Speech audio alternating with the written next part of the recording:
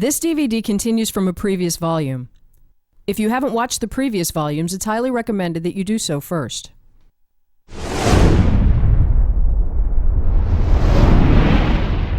Panning and tracking handoffs are almost identical moves and are often interchangeable. However, the tracking handoff can be considered the enhanced version. As we do tracking versions of some of the handoffs from the panning chapter, we track with the characters, ending on a sign. Here we hand off from one character to another. Since we're not handing off by panning, but instead by moving the entire dolly, we're physically moving to a new area and have a much easier time separating the characters and keeping a good angle. Here we're using a switch to do a document handover as we track through the scene, moving with the red man, switching to the woman, and switching to the blue man. If we did this with a pan, our angle on the characters would get worse and worse, but on track, we're able to continuously keep a good angle. Tracking handoffs also produce a great deal of parallax. Here we track with a waiter. As we hand off to the guests, we get very pronounced parallax, which a lock camera could never produce.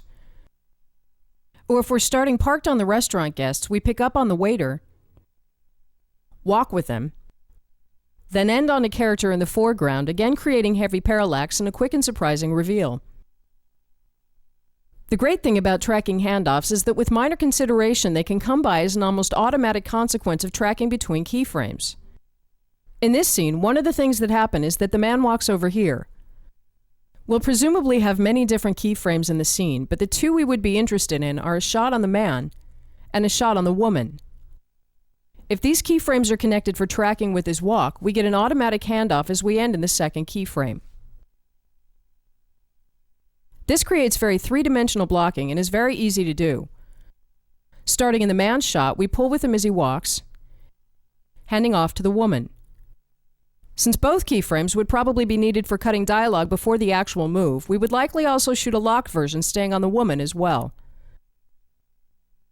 Another very everyday use for a tracking handoff comes as a byproduct of not having enough track or wanting to avoid the edge of the set. In this shot, we're restricted by needing to keep the studio lamp out of the shot as well as the length of the track. So we simply pick up on him as soon as he steps into the shot. When we reach the end of the track, we stop and let him walk out of the shot. So we're effectively handing off from the set to the character or vice versa, which creates the same kind of attention shift as any handoff. He steps in. We track with him. And just before we go over the edge of the track, we stop and let him walk out of the shot. This move comes from a technical restriction, but it looks so good that we ought to do it on purpose. And the way to do that is simply to start or stop short of character movement. In this shot from a previous chapter, we're tracking with the characters through a park as they talk. Instead of just cutting to another scene when they're done, we'll stop the track and let them walk out of the shot, effectively handing off to the scenery. In this shot, we're really just supposed to track with the man from point A to point B, but we'll instead pretend that we're restricted and park on the woman. So we don't begin tracking with the man until he passes this point, again creating an attention shift that makes the shot just a little more interesting.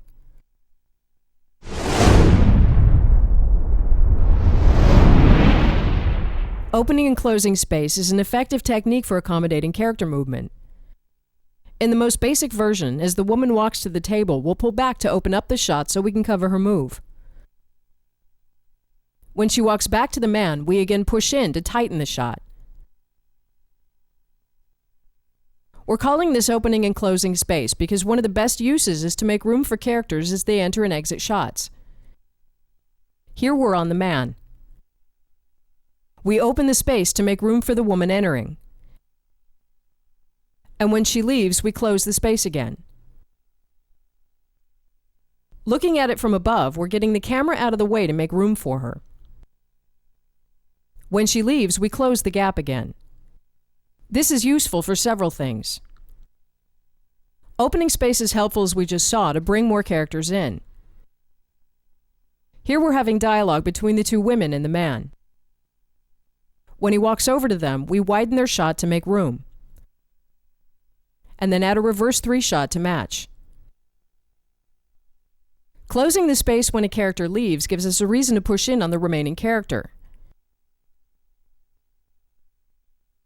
If we think about it, anytime a character walks away, it makes sense to identify with the remaining character. So as the red woman walks to a different mark, closing the space does double duty. Another use for closing space is to simply tighten a shot at a certain point in a scene. As the woman sits down, we push in, ready for the next part of the dialogue. This move is so simple, it's easy to overlook. We pan with the woman over to the table. As she sits down, we push in and tighten the atmosphere. An interesting move is to start a scene by opening the space and then have the characters fill the frame. We start on the blue man. As we pull out, the red man and the woman step into the frame. In this variation, we'll have the surrounding characters flood the frame.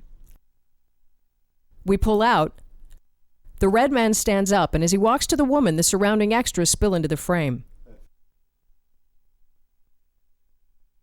In this example, we start on the characters and then pull out slowly as they talk.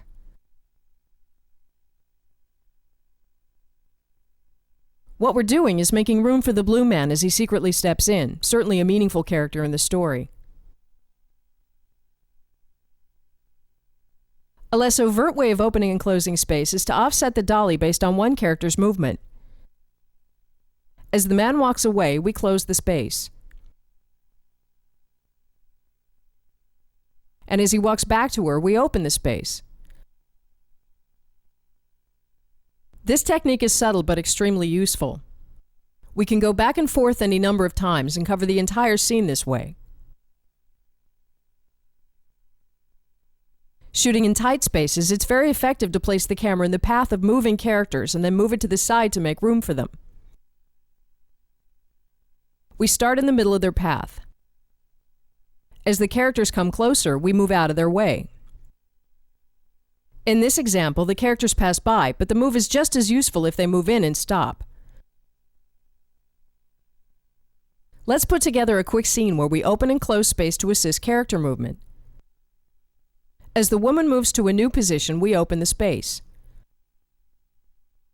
The red man leaves the scene, and we open the space to cover his movement. He leaves, and we close the space to identify with the remaining characters.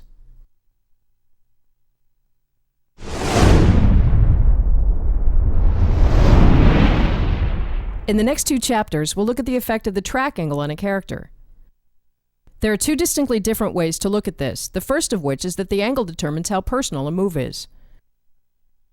With the track angle directly on the character, we're essentially moving along her eye line, making us emotionally involved with her. So when we move in, we're becoming more identified with her and feel what she's feeling. When we're pulling out, we're detaching from her. Both moves are about her, so we'll call this a personal angle. Here the blue man leaves, and we push in on the red man. The track is directly angled at him, so it's a completely personal move. When we lay the track side to side, we more or less maintain the distance to the character, making the shot impersonal. This creates a more disconnected or indifferent feeling. So it doesn't mean that the move is without emotion, but simply that we're keeping our distance. Here the red man is in the hospital waiting to hear if his wife will survive. In this scene, staying at a distance is the best way to show how alone and helpless he is.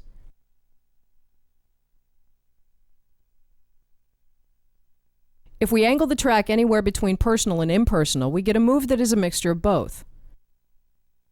So if we're in a situation where the character's in trouble because of her own doing, we might be pushing in because the shot is about her, but we're also being impersonal because she's on her own.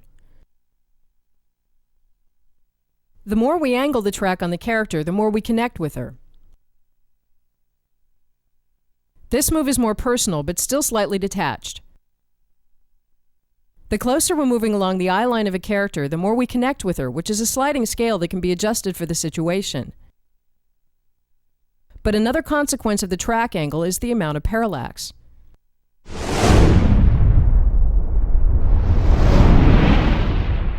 When we're keeping the character in a fixed position in the frame, we get the parallax from the passing background instead of the passing foreground. We'll call this back parallax. If we first push directly in on the man, we get virtually no parallax. But if we angle the track even just a little bit, we get parallax from the moving background. This has the very particular effect of making a character's world seem unrestful. Let's angle the track even more and say that the red man is being told that his fraud scheme has been discovered and he could go to prison. As we push, his world seems suddenly torn up. What we're seeing is the background passing by, but it's as if we can see his troubled thoughts. We're calling this phenomenon unrest, which is a powerful and accurate way to look at it.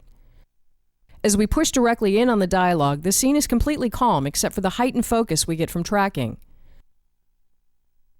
The more we angle the track, the more unrest we add to their world. Usually we'll want to angle all personal tracks a little bit. Here the slight angle causes a small amount of unrest in the background, which elevates the push. Unrest is again a sliding scale, so if we angle the track a lot, we go beyond unrestful to hectic. In this reference move, we're pushing directly in on the man. The lack of parallax makes it look almost like a zoom. Here we've angled the track so we get very heavy back parallax, especially at the end, which makes the scene very hectic. The effect is amplified with a longer focal length. Here we're doing an angled push with a regular lens. But with a longer lens, keeping him fixed in the frame causes very pronounced movement in the background. Back parallax or unrest is an integral part of many of the moves we'll look at in the next chapters, so we'll keep working with it as we make choices about how to angle tracks.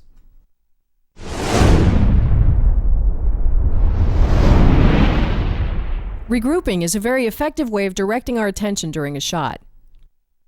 It comes in 3 variations, including as we add more characters to the shot, isolating as we single out characters, and shifting as we select a different section of the scene. A typical way of including is as a start-on reveal. As the red woman talks, we slowly add the other character to the scene. As the red man has lines, we regroup to include him. With isolating, we again have a motivation for pushing. As the dialogue centers around the women, we slowly single them out. If the over-the-shoulder is our starting point, we'll slowly single out the red woman. Shifting works the same way as a panning regroup, but gives us more freedom. As the blue man turns to the woman, we pull back to focus on their dialogue. As he turns back to the red man, we again use him as the common denominator. When the red man leaves, we again offset the shot back to the dialogue with the woman. The move works on its own, but a better time to use it is when the characters in the scene are also regrouping. As in the chapter on panning regroups, it first of all comes naturally to regroup on the remaining characters when a character leaves. As the blue man walks out, we regroup to the couple. The move amplifies the effect of what is already happening. Characters isolating themselves is again amplified with a regroup. Here we single out the women at the same time as they isolate themselves, bringing more emphasis to that action. Here the red man turns and takes a step towards us as we single him out. We could do this with either a character or a camera movement, but by doing both, our intention becomes much clearer. A very expressive way to regroup is to mix it with unrest by angling the track. If we have 2 characters sitting at a control panel, we'll first isolate the blue man with the track angled directly at him. But if we angle the track, we make their world seem unrestful. When we regroup now, the situation is much more dramatic. Pulling out from the blue man, we're including the red man in the shot. But if we instead angle the track, the world seems much more hectic.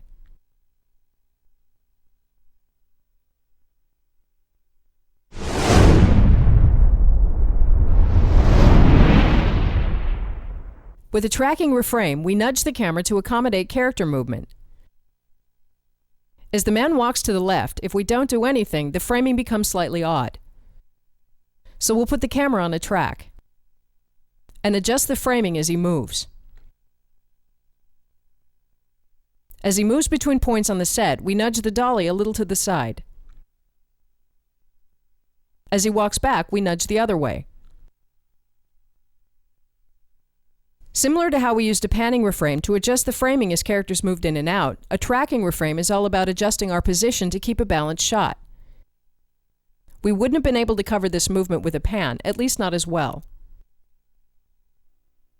As the men walk to the woman, we reframe to get the best framing for both extremes. Reframing by tracking instead of panning gives us more control and a motivated camera move. Reframing is very effective for creating a master that stays useful throughout the scene. Here we have one wide master on a track and a few closer cameras for coverage. As the blue man walks over to the desk, we reposition the master slightly to maintain a good framing. We're only using the master when it's moving. Here we're starting in closer coverage between two lock cameras. While the red man talks, we cut to the master to cover the blue man walking away. In the second keyframe, we've added one more lock camera for dialogue.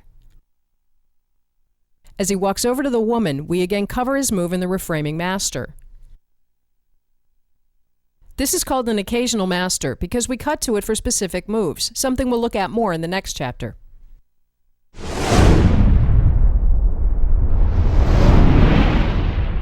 A timed master move is repositioning a master at specific times during a scene. There are two basic ways to do this, the occasional master and the continuous master. Starting with the occasional master, in this scene the red man walks over to a control panel and back again. We're using the master as a backbone, and we've timed the dolly to follow him. At each mark, we've set up a pair of reverses as well. However, with the occasional master, we're only interested in cutting to the master for the actual move. Here we're cutting dialogue between the first reverse pair. As he walks, we go to the master and follow him to the second mark,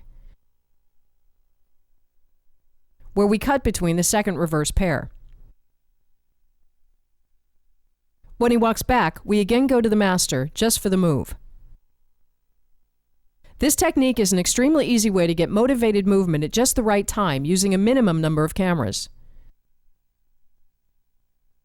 Here we've designed the master to only move during major stage business.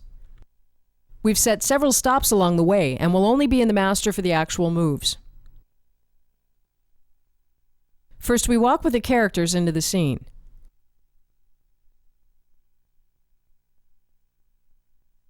They stop and we go to two reverse cameras for dialogue. As they sit down, we go back in the master and do a time push to coincide with their movement. Between moves, we leave the master running in case we want to cut wide. We go back into the master as one character leaves, and use the remaining dolly track for a push. We've now been back in the master 3 times, each time to cover major stage business. Even though the master is occasional, it's the silver lining that binds the scene together. With a continuous master, the master's our main coverage. We time the track to start at an important beat in the script. For this to work, it's important that we've been in the master for a while prior to the move so that we notice it beginning to move. Here we watch the characters through a window as they discuss a strange issue. Suddenly, some startling information comes up on the computer screen. As they talk, we track to a different angle. Timing the move to an important development brings elevated focus to a certain part of the scene. That's reason enough to do it, however, it's even better to end somewhere useful. For instance, ready for a new dialogue. Here we're again in a parked master. The conversation is progressing normally until the red man suddenly begins to reveal some sensitive information. It's the fact that we see the beginning of the move that makes the Time Master move work. As we slowly reposition, we give extra attention and importance to what he says. Again, we make sure to end somewhere useful, here and over the shoulder.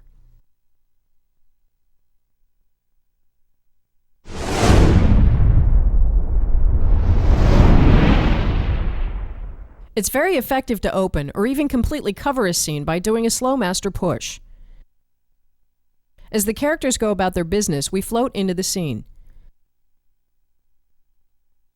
The move adds a level of drama and is extremely easy to block because the characters can move freely and even improvise without affecting the camera move.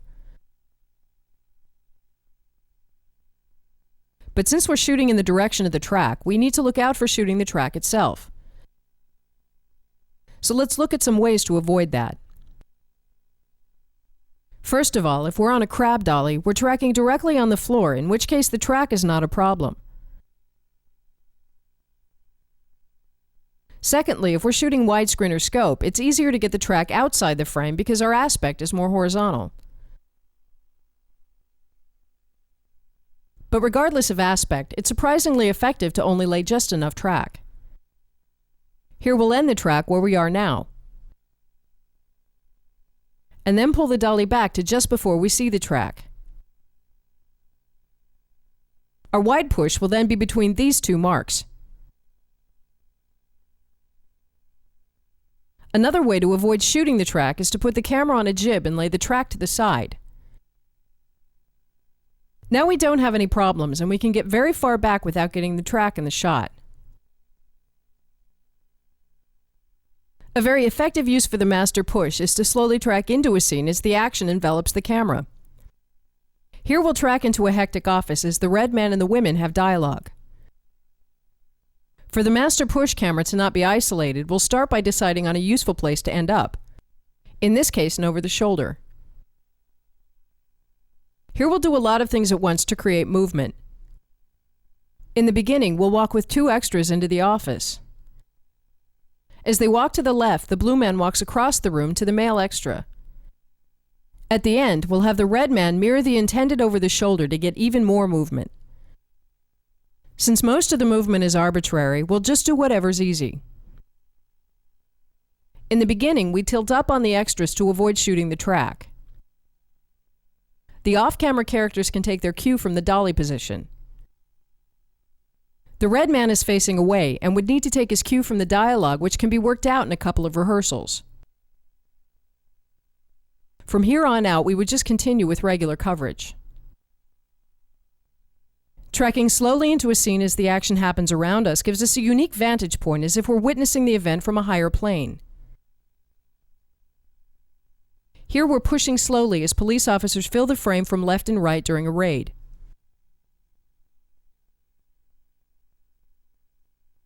But the most elegant move comes from again treating panning and tracking as completely separate moves. Here we're doing one continuous push into the scene. Then pan with the red man over to the blue man. Pan with him over to the desk. Swish to the red man, and ending in an over the shoulder.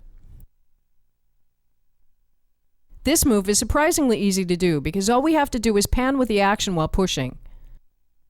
That allows us to give stage direction that's based on character motivation and simply follow. As the framing becomes tighter, we have to coordinate their movement more, especially for the ending.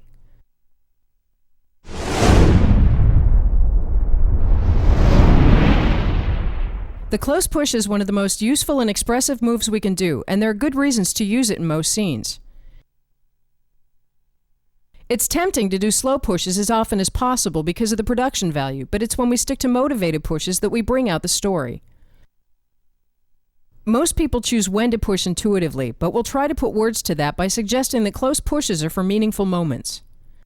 Most of what goes on in a scene is, of course, not a meaningful moment. Here the red man is talking about something that has no meaning at all, maybe the pizza he had for lunch. But let's do a close push anyway. As he talks about the double cheese crust and the extra layer of pepperoni, the push assigns meaning to the situation, even if there isn't any. But a close push is extremely powerful when we intend to show that something has meaning. As we push in on the man, we know that whatever's happening has special meaning, something is important or significant, or that something is going on, even if we don't know what it is. This by itself is a great use for the close push because it creates questions and participation, and it tells us we need to pay extra attention. But there are many other reasons to do a close push, and in this chapter we want to create a list of meanings and moments to look for in the script as motivations. This list is not meant as a rule book, but as a guide to find reasons for pushing. We'll look at 11 meaningful moments, which are focus, tension, significance, consequence, opening up, taking in, trying to understand, realizing, trying to decide, resolve, and anticipation. As with all other lists we've made, none of these exist in a vacuum and often overlap or combine. Focus is the most generic form of pushing. As we slowly push in, the attention is elevated, both for the characters and for us, and our senses are sharpened. Almost regardless of what a scene is about, focus increases our alertness. So if we're after a push and we don't exactly know why, we're probably after focus. Focus works well for situations that demand focus of the characters. Here the man is a submarine captain in the middle of a dangerous strategic battle.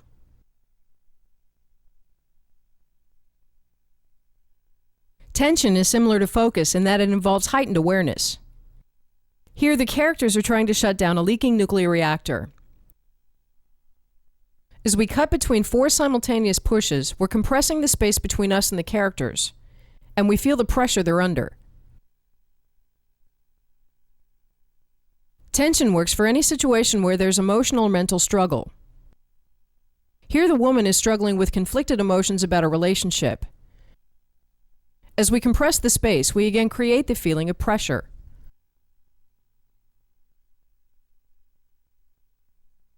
Significance shows that something has a great deal of meaning.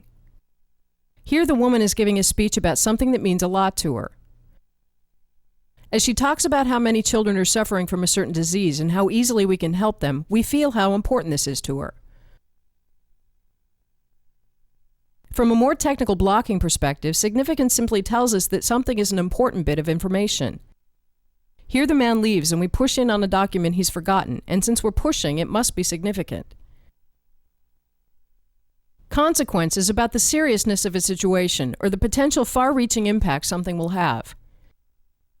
Here the couple are being informed by their banker that they have lost their entire life savings. We push in slowly as the gravity of the situation begins to dawn upon them and they begin to see how the world looks now. Here the president informs his cabinet that the only remaining option is to go to war. Obviously, such a situation is serious and has far-reaching consequences. With or without characters, consequence underlines the potential impact that something can have. Here we push in on a missile that's rigged to explode by timer. Consequence doesn't have to be negative. In this scene, we're pushing in as the characters are watching a monumental event. Here the consequence is how this will change the world forever.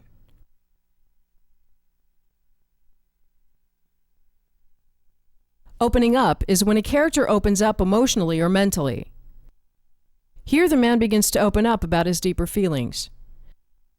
As he makes himself vulnerable, we push in slowly. Opening up works for any time the characters become more sincere and the situation is more intimate. Here the characters are having an honest and sensitive moment as they begin to really connect with each other.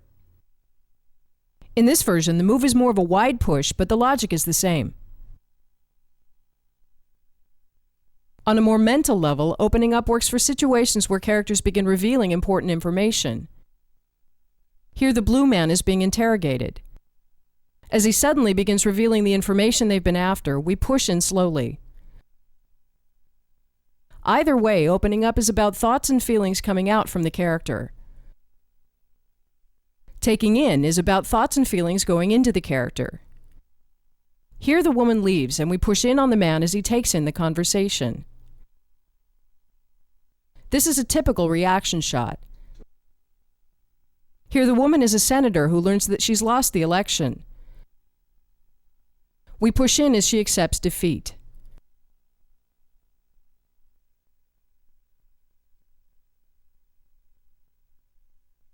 Taking in again works for any situation where a character is feeling. Here the man is in a hospital waiting room as the doctor informs him that his wife isn't likely to survive.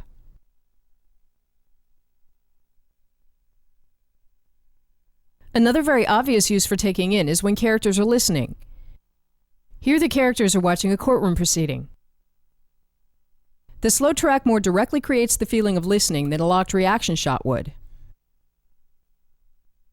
This shot is a good example of mixing motivations because focus, consequence, and significance are equally good motivations for the same move.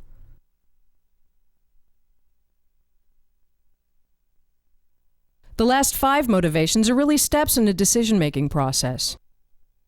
Starting with trying to understand, a detective investigating a murder is trying to piece together a complex case. On an emotional level, trying to understand is about trying to find meaning and sense in a situation. Returning to the man in the hospital, his wife might have been run down by a drunk driver. We push in as he tries to understand what the meaning is.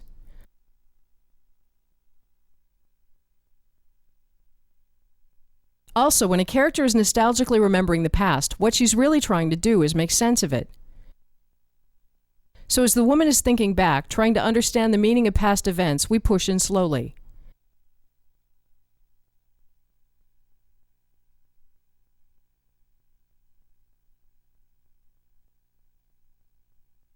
Again, trying to understand is excellent for reaction shots. Here the man has been behaving oddly. When he walks out, we push in on her as she stands puzzled.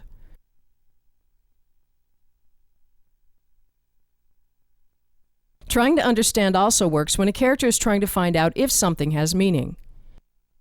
Here the man hears his colleague say something that rings a bell. He walks over to get more information. Where trying to understand is about trying to find meaning, realizing is the moment of breakthrough. Here the detective is given a casual bit of information which happens to be the last piece he needs to solve the puzzle. Here the woman is telling the red man what his friends are saying behind his back. He suddenly sees everything in light of this new meaning.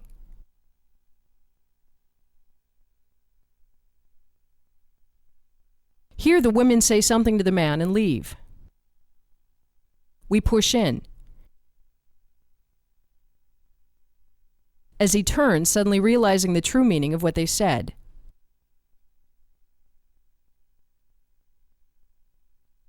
Separate from the characters, we might be the ones realizing.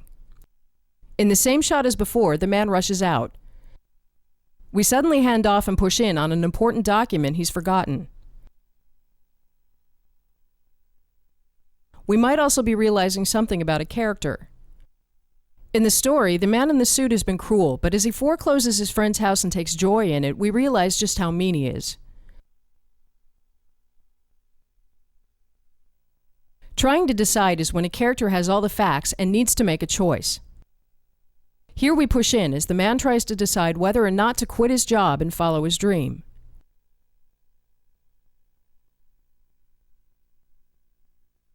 Here the submarine captain in a standoff with another ship is trying to decide whether or not to fire.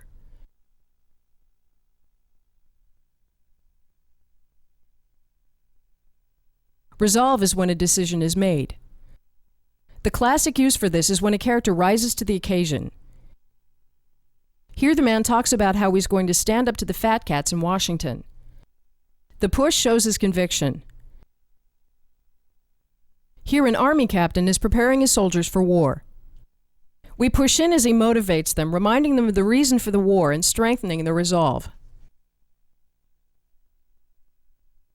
Finally, anticipation is watching and waiting for what will happen next. Here the characters have launched a rocket to destroy an asteroid that's threatening the planet. Their senses are alert as they can do nothing but watch and wait.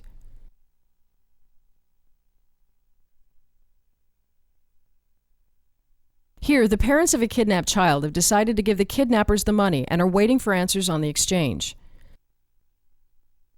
At this point, nothing they do can change the outcome.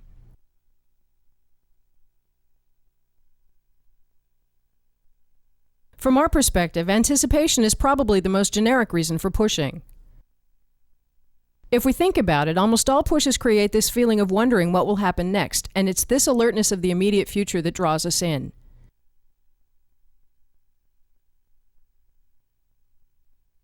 So the next thing we need to look at is how the track angle and speed affects the push. A track that is angled directly on the character brings a sense of clarity. But even for direct pushes, it's best to angle the track slightly to get parallax, or the move feels like a zoom.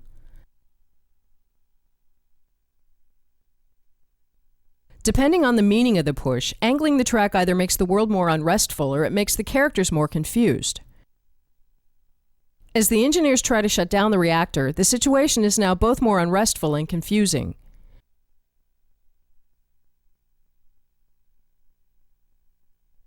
As the detective has a realization, a direct push makes the realization appear clear.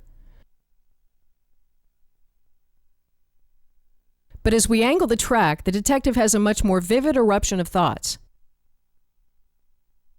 becoming clear at the end. Regardless of the meaning of the push, angled track shows increased mental or emotional activity. As we push in on the man opening up, the angled track amplifies the drama.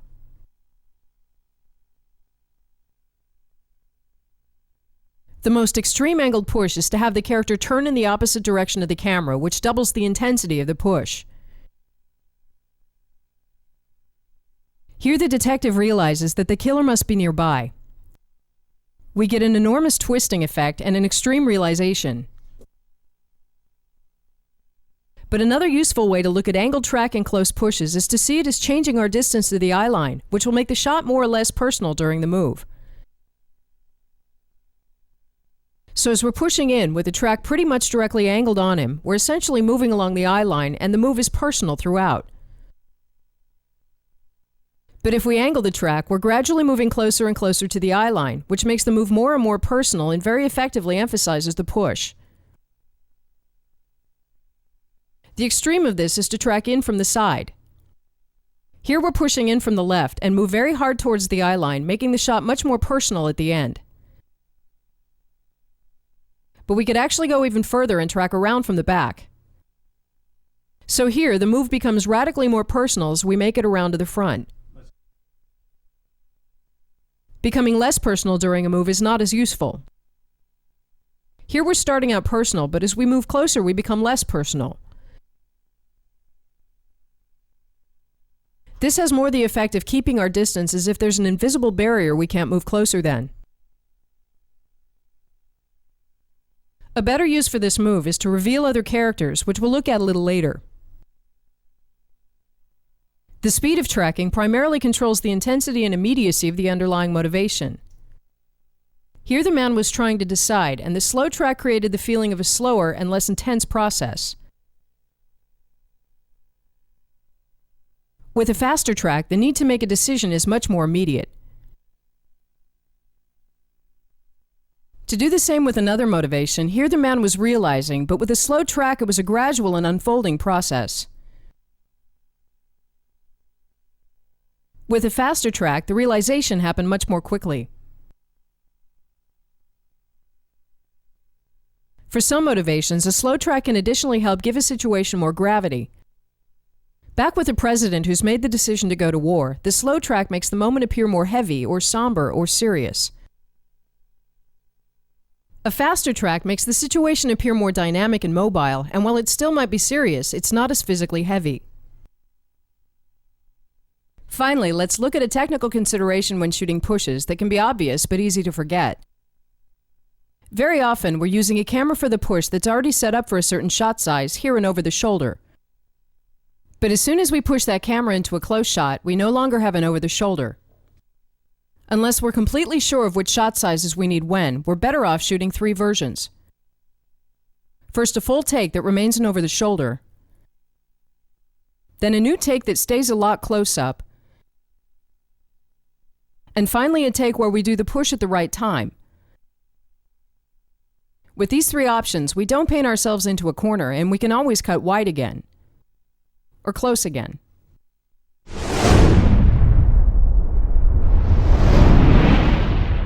When we're pushing in on a character, we need to look out for what happens if we're not at eye level. As we push in normally, the shot is balanced from start to finish. But while we're in the over the shoulder, it's not as clear what our level is. So lowering the camera, the level seems fine. But as we push in, we suddenly have to tilt upwards to keep her in the frame, which can look unpleasant if we get close. Back in the over the shoulder, we'll go up to what is still an acceptable level. As we push in, we now have to tilt downwards, which can get a little unusual. A practical use for being below the character is that his eye line goes out over us. As we push in, he appears to be dreaming or visualizing, which can be very effective. When we start to get a lot lower, the beginning of the push seems normal, but at the end of the push, the character can become extremely imposing. This is usually not what we want for a character. But for scenes that are supposed to be impressive, this works very well. As we push in on the palace, the closer we get, the more we have to tilt up. Towards the end, this causes us to look hard up on both the palace and the robots, and is great for establishing shots that need to be imposing.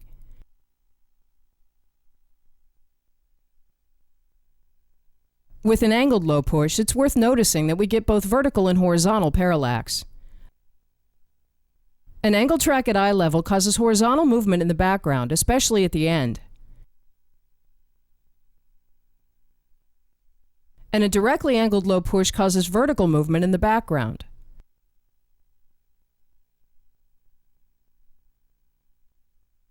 When we both angle the track and lower the camera, we get both at the same time, which makes for a very dynamic move.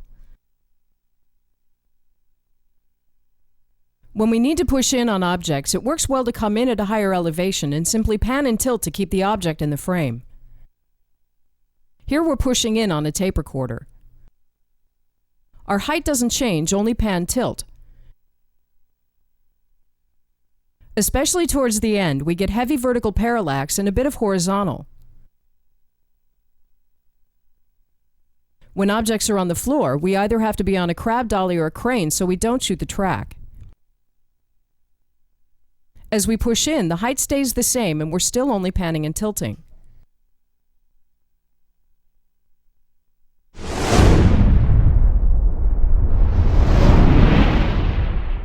A lot of the moves we've already done involve some form of pulling, for instance starting on and revealing or opening and closing space. Additionally, we can naturally pull ahead of a character as he moves through a location. The only thing to note about this is that it's very hard to do on a track because people actually walk quite fast and the track would soon be revealed. So if we want to pull ahead of someone, Steadicam or a crab dolly is the better choice, unless of course we shoot at an angle. In this chapter, we'll simply look at 2 motivations for pulling that can be less obvious. The first is detaching. In this scene, we're with a man in the hospital as his wife has died. At this point, he's terribly alone and no one can help him or comfort him.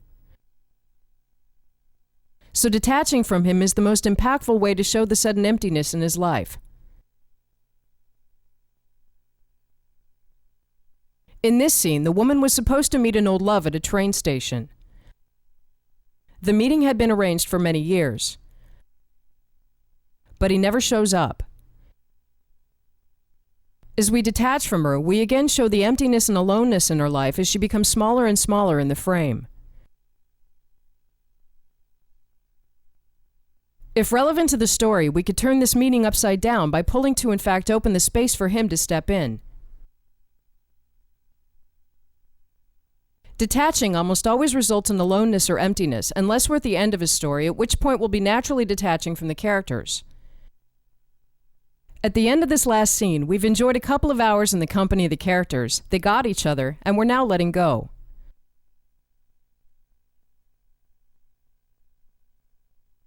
The second reason for pulling is relaxing, which serves to release the pressure created by pushing.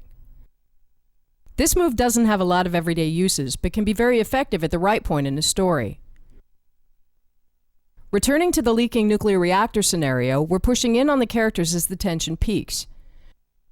The problem is unfixable and the plant is about to explode. Until suddenly the problem fixes itself. We pull out from the engineer as he looks over his panels, puzzled. All meters are suddenly returning to normal and the danger is averted.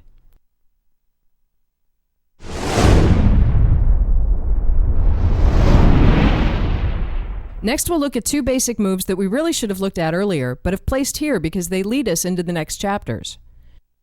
Converging is the action of opposing characters' movement by moving closer to them as they move closer to us, which effectively doubles the perceived speed. As the characters rush in, looking for someone, both the characters and the story converge to create a crucial moment. The primary thing converging does is create extra tension. As the man rolls from terminal to terminal, we oppose his move, making the situation appear twice as hectic. There are really only two ways to create a converge. Here the character was already moving, and we decided to oppose that movement. The other way is to move the character when we're already moving. Here we're already doing a push for whatever reason the story provides. But to create more tension and emphasize the push, let's have the character step forwards at the same time. This compressing feeling is useful anytime we want a moment to have a higher level of focus and concentration. Here the woman will step closer to the man to say something very important. As she does, we tighten the shot by opposing her movement and thereby sharpen the attention. Converging is a very general action, and all we're after is the overall feeling of everything compressing into a single point, so a converge doesn't necessarily need to be head-on. Here the blue man walks to the terminal. We're not necessarily pushing in directly, but the general direction still gives us the same feeling. This makes converging an extremely useful move that can be applied to a host of situations. Here we're doing an angled or diagonal converge where both us and the character approach each other at an angle. This is useful for any situation where we already want to track to another part of the set. By angling the track inwards, we simultaneously get the converging feeling.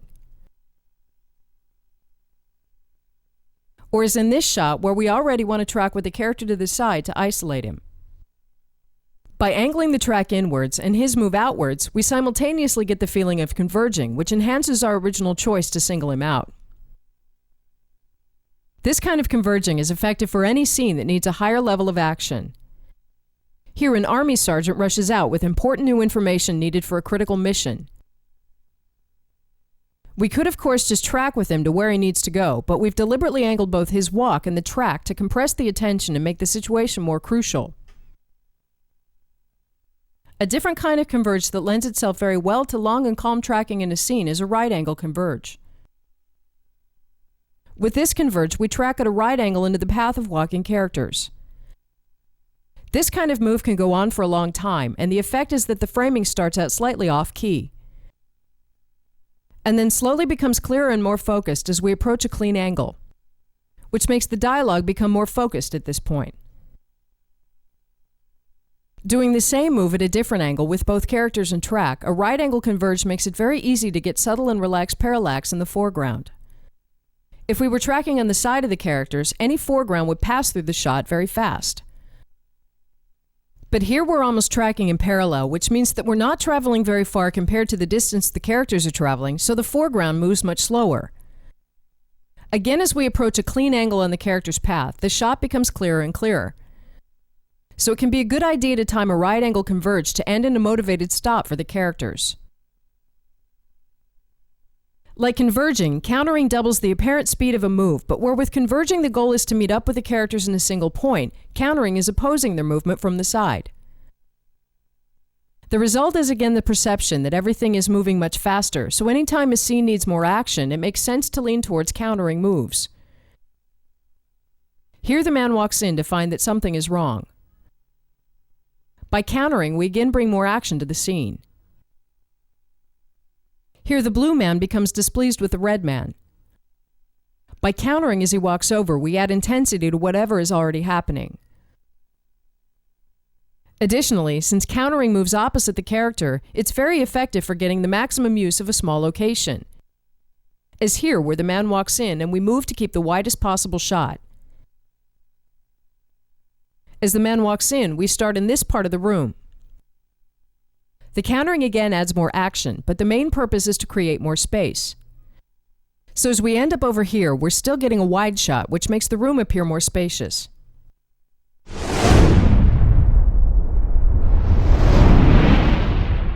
Pivoting with track is a move that shares a number of technical similarities with pivoting and editing, which is why it has the same name. In pivoting, we would create overlapping groups by placing cameras that each have a particular character visible in both shots, preferably in the same part of the frame, which would smooth out the cut and create spatial continuity. Pivoting on track can do the same by replacing those two lock cameras with one on a track, and actually tracking between the two positions. The effect is that we keep the man locked in the same part of the frame during the move while the background is being replaced. But while the end result in this case is the same as with pivot editing, this is where the similarities end, because pivoting with track is such an essential move that it deserves to stand on its own. The key distinction in pivoting is that we're locking onto something as we move and keep it fixed in the frame. This is an effective way to reveal something, which we'll look at in the next chapter. But in this chapter, we'll look at using it to follow a second character while pivoting around the first. As the woman walks, we pivot on the man to keep her in the frame. We're essentially countering around the man, and the result is that we keep both characters in the frame almost no matter where the woman moves, as long as the man is stationary. So a pivot is really able to cover an entire scene between two characters, and it can be useful to base the whole coverage on one pivoting camera as a backbone, and then add locked reverses to fill in at each stop. So let's create 3 stops for the woman, starting at the door, then in front of the man, then over here, and add 2 locked reverses. As the woman walks from the door into the scene, we then pivot around the man. And as she comes to a stop, we cut to the first lock reverse. Back in the pivot, the woman walks to her second mark, and we keep countering around the man until she arrives, and we cut to the other locked reverse. As the scene goes on, we've covered almost 180 degrees of movement, the pivot camera works throughout the scene, and the 2 easy locked reverses fill in the coverage. So this is one useful move. The range of movement a pivot can cover is actually even wider. Here the woman walks to stand in front of the man, which is the same as we just did. As she walks in and out of the depth of the shot, we of course don't need to move. But we do again as she moves over here. So the woman can in fact move around the whole area in the top of the screen, which makes basing an entire scene on a pivot as a backbone very flexible. But pivots are also great problem solvers on a much smaller scale if we add pivots to tracks that are already laid in order to cover extra character movement. Here we track with the man between 2 keyframes. As the man now walks to the table, we reuse the track to cover him with a pivot. And back again. This can be done almost as soon as we have a track in the scene and regardless of how it's laid. As we arrive by the red woman, the move would ordinarily have ended here. But because the man needs to walk to the table, we simply tack on a pivot. This move can be easily added to most tracks and often be put in at the last minute because the track is already there. An even simpler version of this that does need to be planned is to pivot what would otherwise have been a locked reverse. Here we'll put this locked reverse on a track and pivot as the red man leaves. He stops on the way out, which the pivot covers easily, and as he leaves we pivot around to the front of the blue man.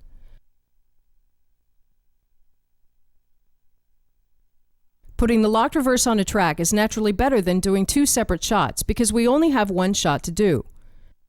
So as the camera has now been locked throughout the scene, we pivot with the red man as he leaves, stopping here. When he leaves completely, we use the remaining track to pivot around to the front of the blue man, which creates the same kind of reaction shot feeling that a close push would. If we set this up differently, we could of course capture both a reaction and the other character leaving. Here we're again in half of a reverse pair, although this camera is on a track. As the red man leaves, we pivot around to the front of the blue man, getting both a reaction and covering the red man leaving. Since pivoting is so close to converging and countering, most of the same logic applies. Here we want the woman's entry to be more hectic, and as we oppose her movement, we're really doing a converge pivot counter, and it's hard to tell which one because they're so similar. What makes a move a pivot is simply that we lock onto something and counter around it. But to extend this idea, we can really lock onto anything we want. So let's pivot around the woman instead. As the man walks, she's now the fix. So for these bits of movement, the scene revolves around her. A converge also easily turns into a pivot if the track is angled. A straight converge by itself compresses the attention of the scene. But if we angle the track, the move becomes a pivot converge.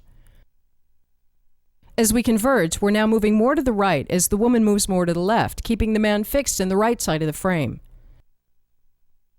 Angling the track like this adds even more to the energy of the converge because the passing background creates unrest.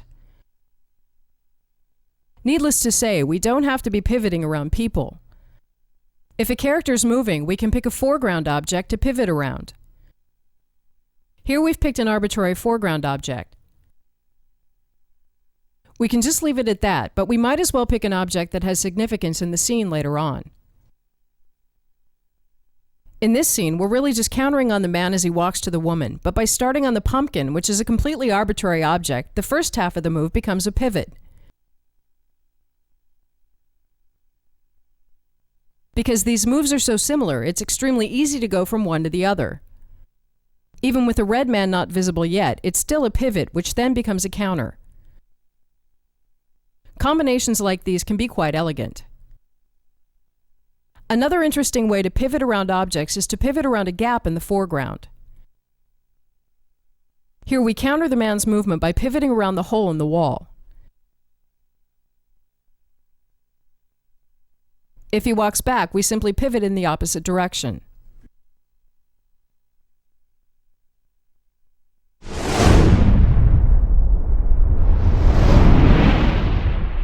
The other half of pivoting is its ability to reveal, which is a move that's so effective it can be used in most scenes. Here we're opening a scene on a man as he's contemplating something. As we share in his experience and reflect with him, we do a calm and slow track, angled just enough to get a bit of movement in the background.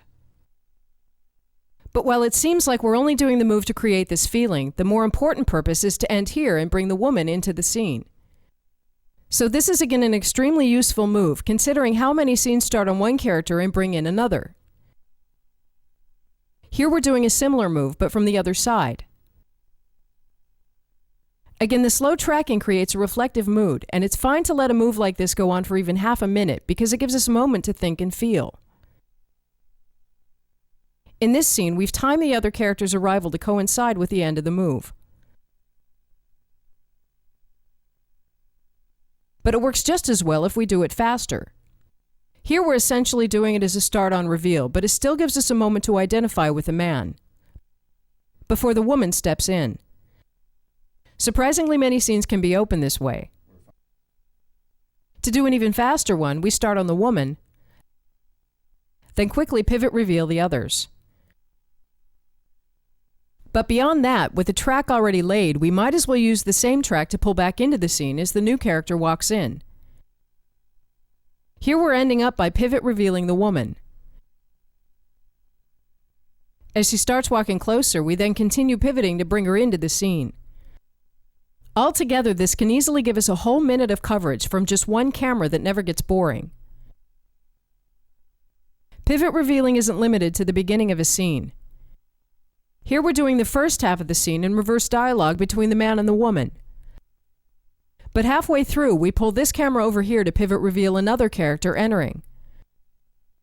From a blocking perspective, this comes about automatically if we simply connect the over-the-shoulder keyframe with one frame like this. And again, if the woman leaves, we might as well reuse the track to pivot the blue man the rest of the way into the scene. Over to the woman's mark, which means that the locked reverse still works. Again, in this shot, we're coming from a close-up, which is part of a previous dialogue. We pivot reveal the red woman as she enters, timed to the end of her walk. Here the man is being interrogated, and as we slowly pivot reveal, we constantly know that there's something outside the frame that's important.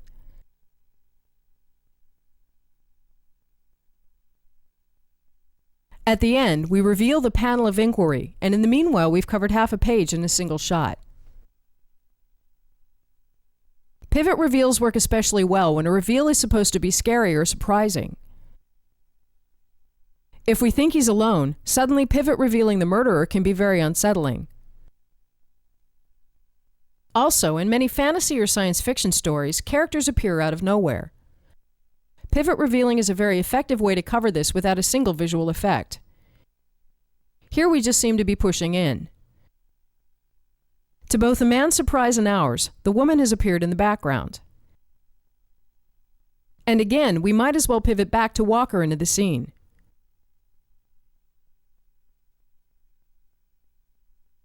Finally, covering a walking character in a regular pivot can cause other characters to be revealed simply by the fact that he walks over to them. So as we cover the man's walk normally, the other characters are forced in and out of the frame based on his interest in them. As he walks to the red woman, she's again brought in by default. As soon as he's no longer focused on her, she's out of the shot.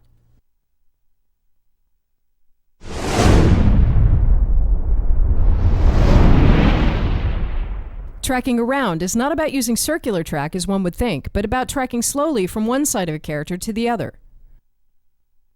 Here we're covering a whole scene in one long shot that starts by pushing in on the woman. Halfway through the shot, we'll accelerate the pan over to the man and stay on him for the rest of the dialogue. What this does is create movement out of a scene that would otherwise be standing still, and it's a very economical way to cover a scene that has lots of production value.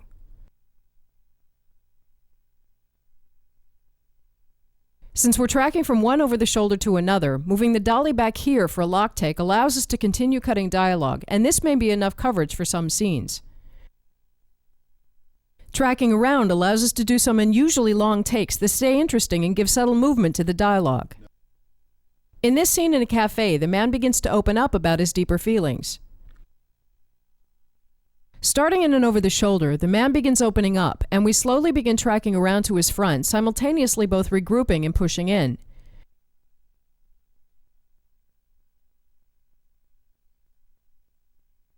Doing a long move allows us to avoid cutting, which works well for a sensitive scene. And even if the move is a minute long, it never gets dull.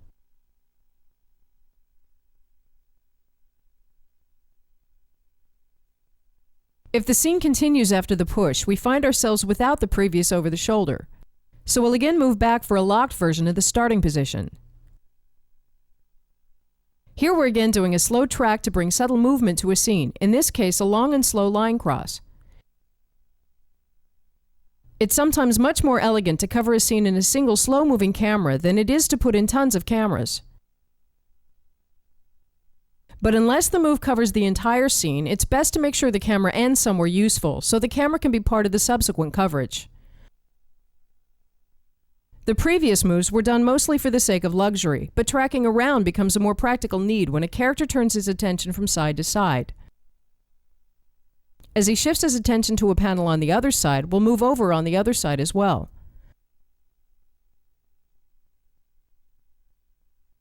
Finally, tracking around can work very well as a counter to cover character movement. Here the two blue characters are a young couple, and the man in the suit, the girl's father, is trying to end their relationship. As the girl walks over to stand by the boy, we counter her movement, effectively tracking around.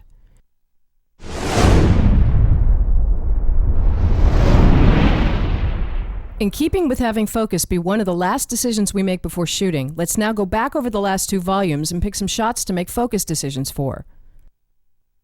Obviously, the vast majority of moves only require follow focus, as here where we converge at an angle as the blue man steps forwards. The only difference between this and the locked follow focus from volume 1 and 2 is that there are more elements that need to hit their marks exactly. So let's pick some moves that specifically have action on several planes and require racking focus. In this shot from the chapter on tracking between deep staging shots, we'll start with focus on the foreground layer. As the man in the suit enters the room, racking focus to him very effectively emphasizes the attention shift that's already happening. After that, we simply follow focus as he walks over. When he walks out, we nudge focus over on the blue man, until we reveal the woman in the background and rack focus to her. Again, as she walks over, we follow focus.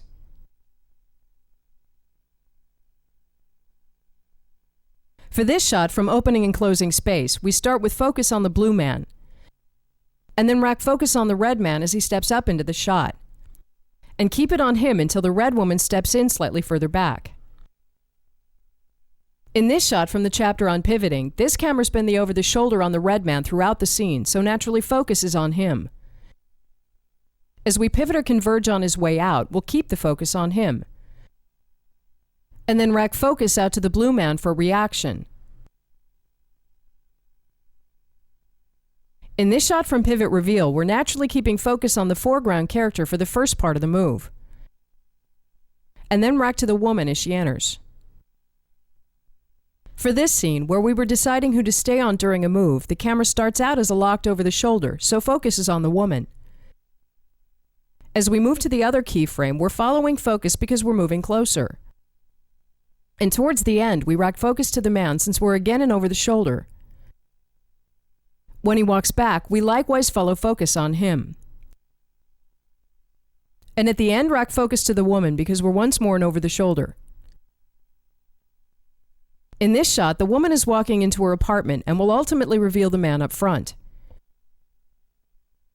As he slides into the frame, we rack focus out on him, and back to the woman as the shot becomes irregular over the shoulder. In this shot, from panning from keyframe to keyframe, we're again dealing with a regular deep staging shot towards the end. As the man walks, we're simply following focus, which can be a little tricky because his change in depth isn't linear. Nearing the end, we'll lean the focus towards the red woman since she's the new character in the shot. And as the blue woman in the background turns her attention, we're naturally racking focus to her, which brings a lot more attention to her than if we had a wider depth of field. By the same token, in this shot from blocking transitions, the woman sits down and will again use focus to bring in a character deeper into the scene. As she turns to the man, we rack focus to him. Finally here, from pan start on reveal, we're following focus with the man, and end up racking focus to the woman in the foreground when she suddenly becomes the most important character in the shot.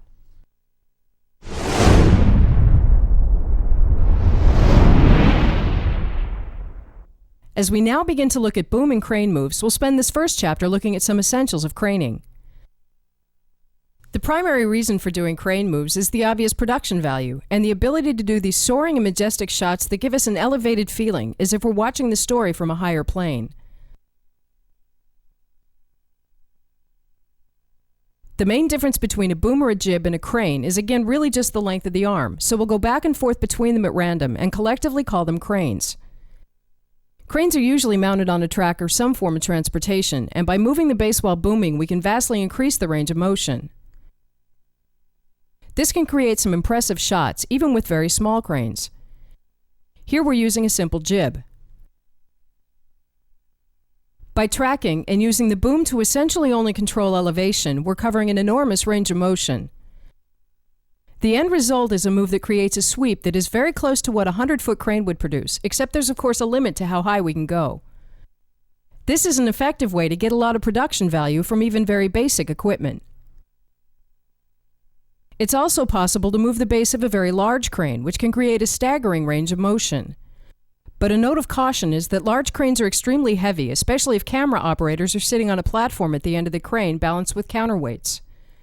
Just swinging the boom can sometimes take several people, and if we're moving the base at the same time, it can be hard to do precise movements like ending in very specific places. So moving the base of large cranes works better for moves where we intend to cut in and out of the middle of the move. A certain type of crane called a telescopic crane allows total freedom of movement because the length of the boom itself can be changed on the fly. This is great if we need more precision, or if we want to do dolly shots in places where we can't lay track. However, these types of cranes can be both expensive and noisy, and we're able to produce the vast majority of shots without them, so we won't cover them here. But of course, the most normal move is booming with the crane standing still. An inherent issue with cranes is that the motion is circular and not straight, which means that if we keep booming in a direction, the crane will ultimately begin to move backwards. The first part of the move seems fairly straight, but as we reach the top of the circle, we gradually begin to move backwards. So we usually want to avoid the parts of a move where the circular motion is most apparent. In the beginning, the move is fine, but as we make it towards the top, we're suddenly moving backwards, which produces a strange experience. This artifact looks a little bit better when we're moving forwards because it creates the feeling of pushing while craning. It brings attention to the equipment itself. Again, as we swing the arm to the side, the first part of the move seems straight. But as we get over on the side, we're now moving backwards. The morale is that it's better to get a longer crane and avoid using the extreme positions because the motion in these areas is usually undesirable. Two things are essential to do to really get the effect of a crane move. The first is to be sure to get as many moving perspective lines as possible. Here we're craning down on an empty scene, and without objects to create clear perspective lines, we get almost nothing from the move. But if we do the same move with crates in the shot, we have tons of moving perspective lines at different elevations, which makes the change of height much clearer. We get the maximum effect by swinging sideways as well as up and down, which makes the perspective lines move both right to left as well as down to up, creating a much more vivid perspective change. This is an extremely useful distinction that many forget.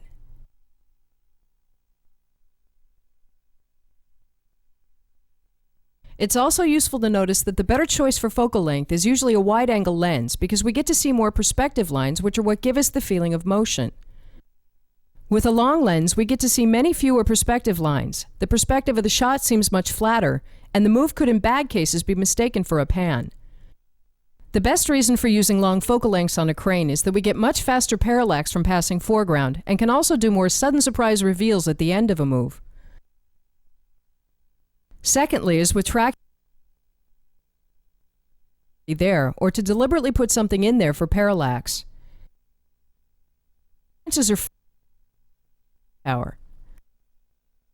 As we looked at in the chapters on foreground applies equally well to crane, only on a much larger scale.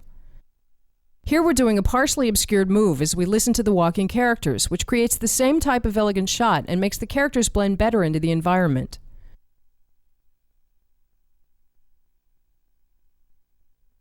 As with pivoting on track, as soon as we've locked on a foreground object or a character, the parallax comes from the background instead.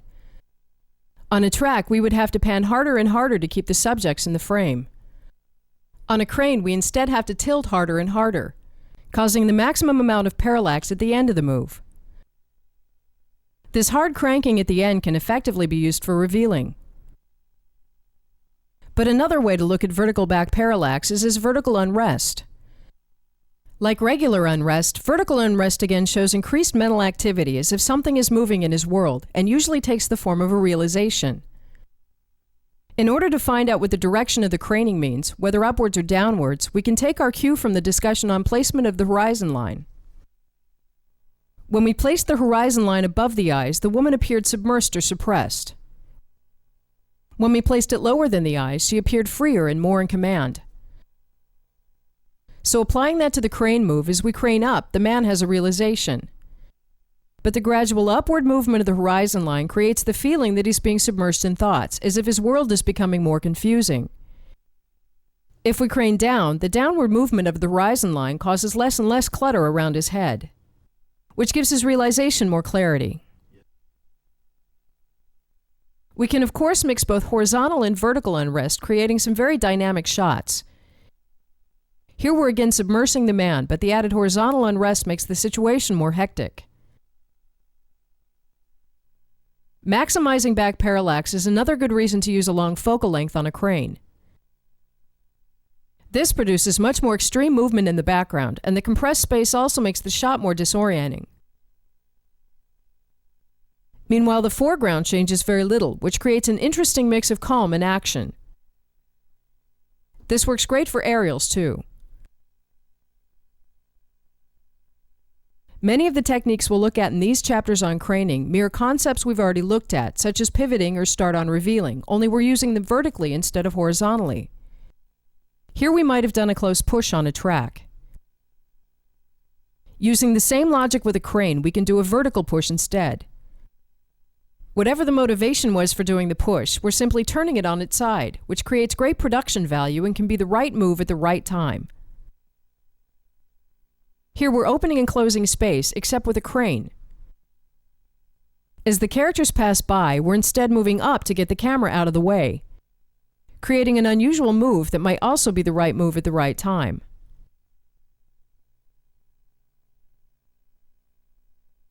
Additionally, a great way to integrate big crane moves into regular coverage is to treat the crane as a dolly for part of the move. Here we're starting out craning down, but as we get closer to the characters, we continue booming ahead of them, having adjusted their path to be slightly circular to follow the boom action.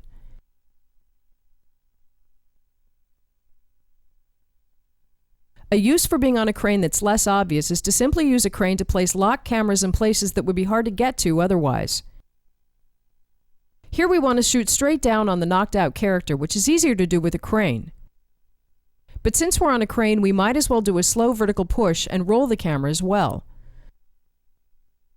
With the addition of the trees, we get parallax on our way down as well, which creates a very dynamic shot.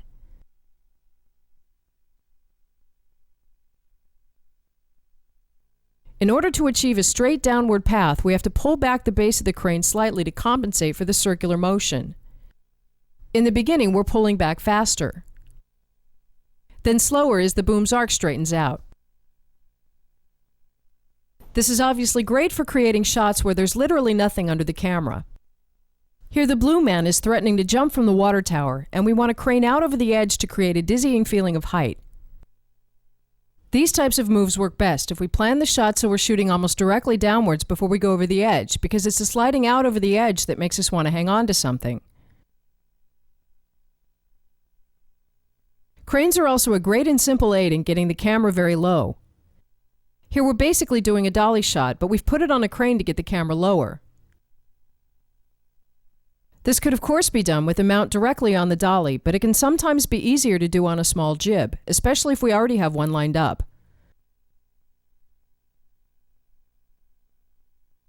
Before we get started on building a small crane language, the most basic language is that of expanding or narrowing perspective, which means that if we're craning up, we're increasing our overview and taking in more of the scene. And if we're craning down, we're going from a wide overview to singling out something of importance. This creates a very powerful change of scale from the small to the large or vice versa. As we've moved with the characters, they walk towards the farmhouse and we crane up, expanding our perspective to a much higher level of the story. So where before we were focused on just two characters, we're now focused on the much larger world around them.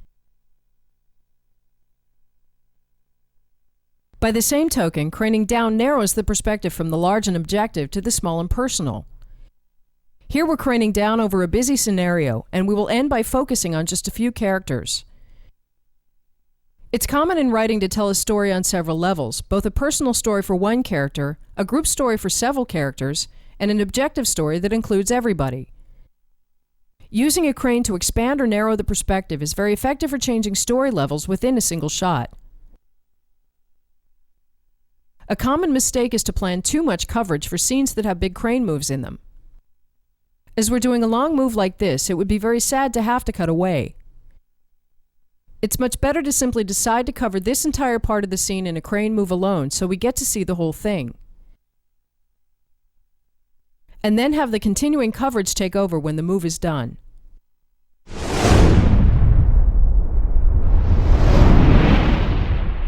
By adding crane to the logic of thinking in keyframes, we have a way to create some very elegant camera moves that are completely integrated into the blocking and come by almost automatically.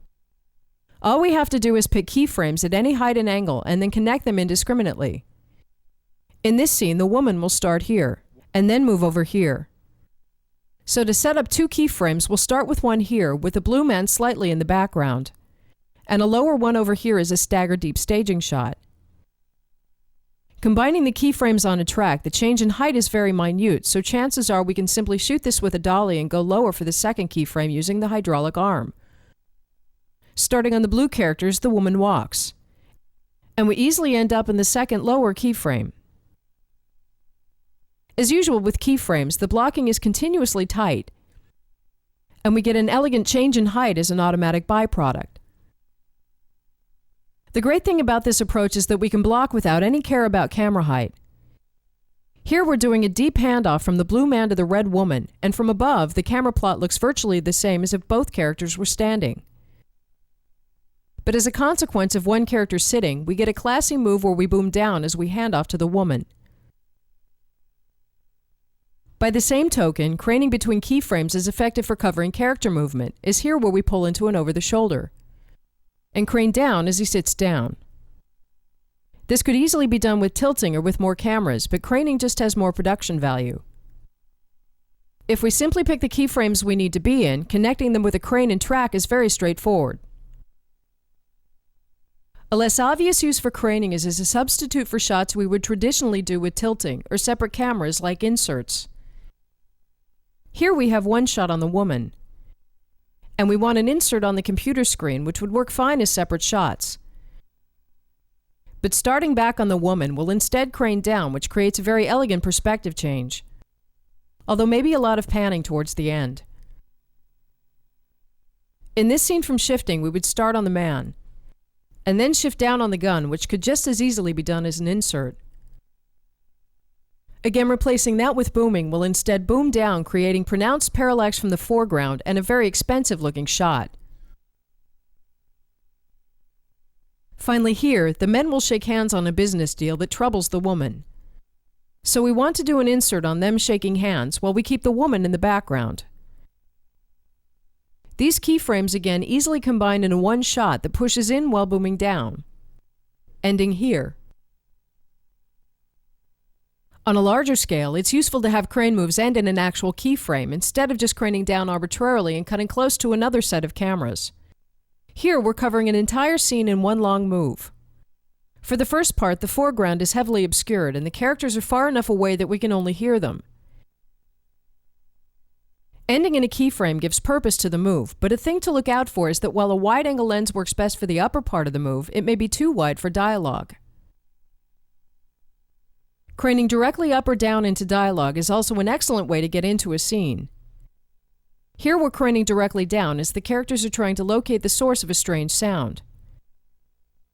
In addition to functioning as a vertical push, the move is disorienting in the beginning because we can't see the location, which is revealed by the heavy back parallax towards the end. Again, ending ready for dialogue. Here we're craning up into a keyframe but on a smaller scale, and again the move functions as a vertical push. When we're pushing vertically, we're essentially moving closer and closer to the eye line, which makes the move seem more and more personal towards the end. Changing topics and moving on to craning in parallel, this works the same as tracking in parallel. Here we would match the characters' horizontal positions wherever they moved, and moving closer to or further away from the camera had no bearing on the move. Craning in parallel works the same, except we're mainly matching their vertical position. As we play this reference scene fast, the fact that the characters are moving in and out doesn't result in any need to boom. Only when their vertical position changes do we need to boom down. This is extremely useful for covering characters walking through a large location with several levels. In one grand sweeping move, we're able to capture a wide range of motion simply by placing the crane to the side and booming down softly as they change levels.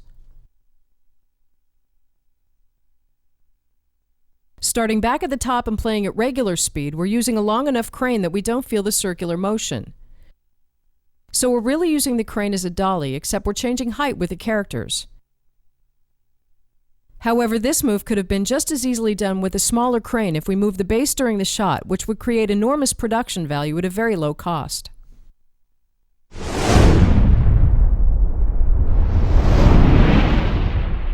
Using crane to start on and reveal is first of all useful for enhancing moves we might as well have done with panning or tilting. Here we're instead craning down from the store sign to reveal the characters, and we've of course made sure to get behind a tree and a lamppost to get parallax. We're also making sure to move both down and sideways to get parallax in both directions. Here we're craning up from the ground, past the grille of a large truck, and up to reveal the characters sitting in the compartment. This could easily have been done with a tilt, but the vertical parallax creates a much more impressive move. The problem with this shot, though, is that because we're shooting the truck head-on, we have very few leaning perspective lines, making the shot sort of flat. So in this version, we're doing a similar move from the side, this time also pushing the base as well to cover more ground. Here the foreground is much closer, creating a sense of disorientation, which cleans up as we get above the hood of the truck. Whether we use these moves just to make a scene opening more interesting or to deliberately withhold information, they can stay on screen far longer than simpler moves, as here where a man steps out of a car, puts out a cigarette, then begins walking.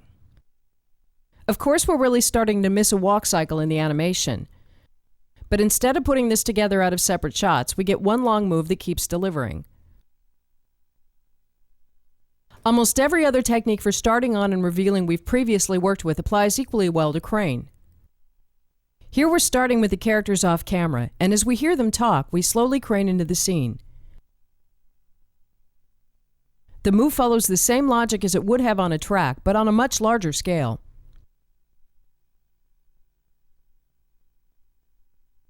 Here we're moving out from behind an arbitrary foreground object to get parallax in the beginning, in this case a chandelier. As we follow the characters, the chandelier creates a great sense of movement. But towards the end, we could actually use some more foreground objects to get a better sense of movement. But it's really the parallax itself that's most effective for creating reveals with a crane, because the plane that's closest to the camera is the one that slides in and out of the frame the fastest. Here we crane down, and the background stays virtually the same. But the foreground changes much more dramatically, which makes it perfect for revealing characters or objects. Here we're again back with the truck, and as we crane down, the background changes very little. But the foreground almost slides in like a separate layer. This is one of the times where a longer focal length can be a better choice for a crane move, because as we single out a smaller part of the scene, the foreground also moves much faster and reveals more suddenly. If we'd done this with a regular lens, the reveal would be much more gradual and might not even have come across as a reveal, but just a crane down. By the same token, sliding obstructing foreground out of the frame to reveal the grander vista behind it also works great. Here the foreground layer is a hill. As we crane up, the background stays virtually the same, and we're sliding the foreground layer out the bottom to reveal it, spectacularly expanding the perspective.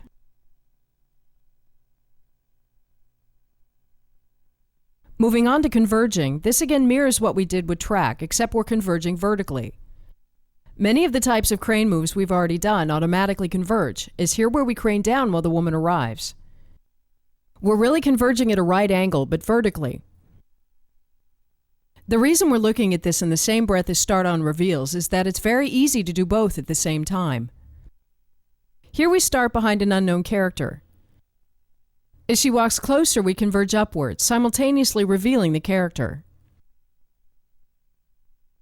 We might also simply start a move behind an arbitrary foreground object to get parallax, and again converge up as the character steps closer. Since people are usually standing on the ground, doing a clean reveal of a character is much easier when coming from above. Here we're converging down as the woman walks to someone. And towards the end of the move, the parallax causes the other character to be revealed. This is great on a larger scale as well, because we can bring in things when they're needed. Here a hijacked truck drives towards us. At just the right moment, the fence enters the frame, and the truck crashes through it.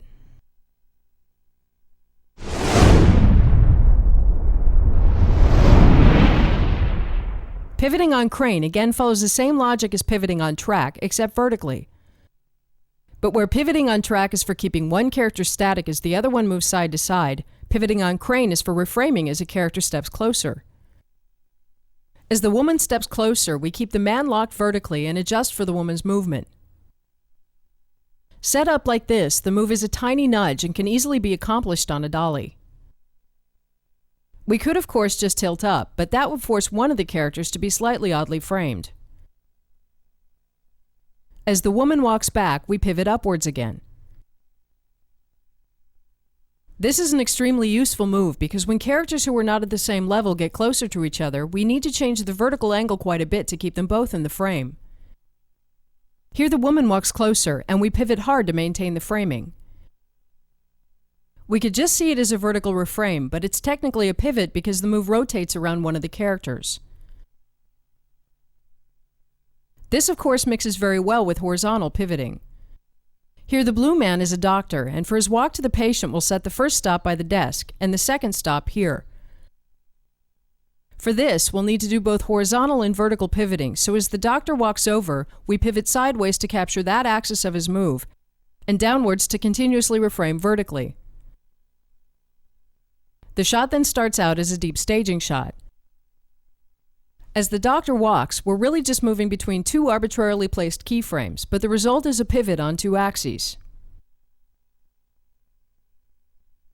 On a larger scale, this is useful when characters' angle of motion changes. Here we're pivoting around a fictitious point at the top of the hill, so as he moves upwards we get a straight angle on that. And as his path levels out, we get a straight angle on that. There's really no telling if this move is a pivot, a reframe, or a converge. We're pivoting on a virtual point at the top, causing the shot to continuously reframe to get the best possible angle, but the downward movement also causes us to meet up with him at the top. This is additionally where we get the heaviest reveal of the background, because the angle suddenly and quickly levels out.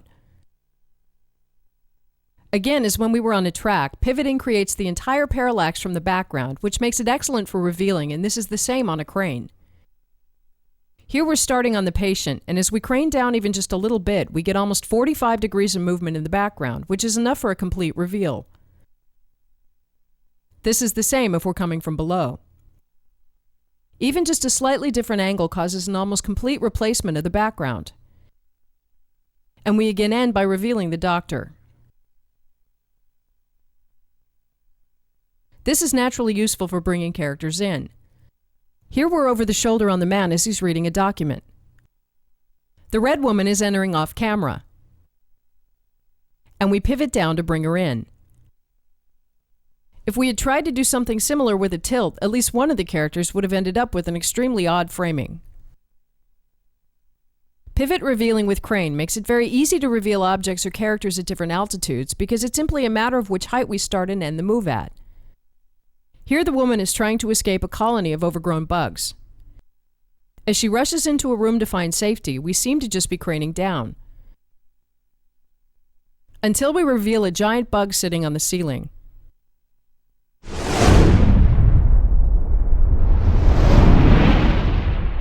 In this final short chapter, let's look at changing our elevation while we push in. This is first of all effective for pushing in on objects that are only visible from above. As we push in and elevate, we're creating a great deal of mystery at the beginning, and not revealing what we're pushing in on until the end. Here we're pushing in on a piano that has suddenly begun playing by itself. As we're coming in from below, we really can't see what's going on, which again creates a sense of mystery. As we elevate, we get better and better access, and our curiosity is more and more satisfied. When we crane up while pushing in on a character, the effect is that we're moving closer and closer to the eye line, which allows us to get deeper and deeper insight into his thoughts and feelings. When we're craning down while pushing in, we get more and more of whatever the effect is of shooting upwards. This usually makes a character seem more imposing, which then increases as we push in and down. But an interesting thing about shooting characters from below is that even if their eyeline is level, it goes out over us and can make it seem like they're looking upwards. In the right situation, the same push can therefore be used to make the characters seem more and more dwarfed as they look up on something much bigger. If we know that the characters aren't looking up on something, pushing in and going below the eye line can instead make a character appear dreamy or imaginative.